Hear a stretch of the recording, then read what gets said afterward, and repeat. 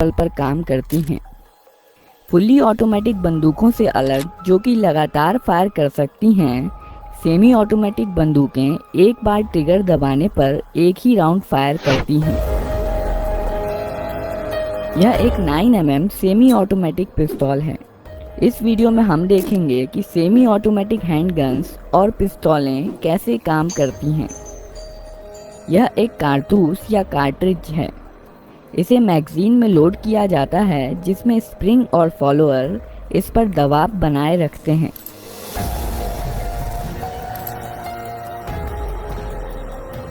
Magazine का design कुछ इस प्रकार का होता है कि कारतूस आगे स्लाइड होकर ही बाहर आ सकता है।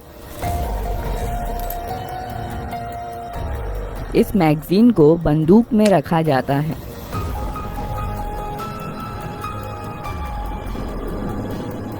यहाँ पर बंदूक के अंदर के महत्वपूर्ण पार्ट्स दिखाए गए हैं। बंदूक को पहली बार फायर करने के लिए रिकॉइल स्प्रिंग के अगेंस्ट स्लाइडर को हाथ से पीछे खींचा जाता है। इसके कारण कई चीज़ें एक साथ होती हैं, जिन्हें हम एक एक करके देखेंगे। स्लाइडर के मूवमेंट के कारण हैमर पीछे आता है। यह हैमर स्ट्रट के जरिए मेन स्प्रिंग से जुड़ा होता है और इसलिए मेन स्प्रिंग को दबा देता है।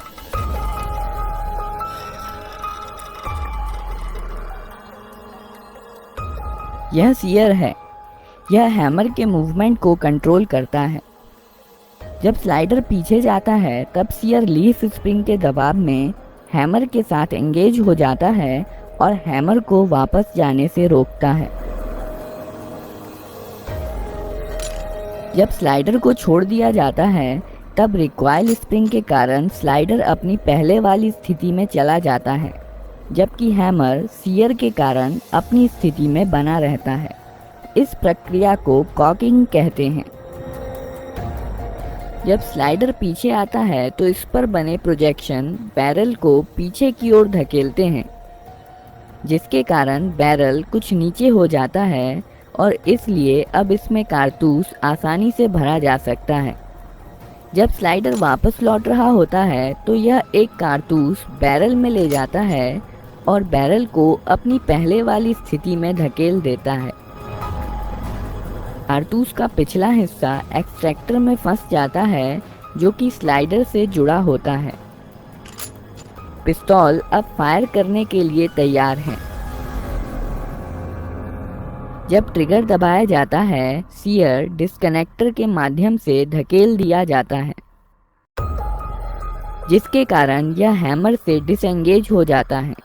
हैमर अब फ्री है और मेन स्प्रिंग के दबाव में यह फायरिंग पिन, जो कि स्लाइडर में फिक्स्ड होती है, से जा टकराता है।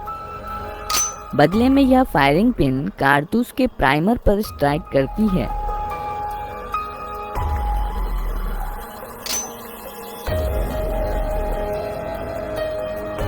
प्राइमर में इम्पैक्ट सेंसिटिव एक्सप्लोजिव होता है, जो फायरिंग पिन के टकराने की वजह से जल जाता है। इसके कारण कारतूस में रखे पाउडर में आग लग जाती है, जिसकी वजह से बहुत सारी गैसेस पैदा होती हैं और इस प्रकार बुलेट के पीछे की जगह बेहद हाई प्रेशर गैसों से भर जाती है। इसलिए बुलेट पर पीछे से बल लगता है, जिसके कारण बुलेट बहुत तेज गति के साथ बैरल से बाहर निकलती है। बुलेट के बाहर आ जाने पर यह गैसेस एटमॉस्फेयर में चली जाती हैं और अब यह बुलेट पर कोई बल नहीं लगाती हैं और बुलेट अपने मोमेंटम के कारण आगे बढ़ती जाती हैं।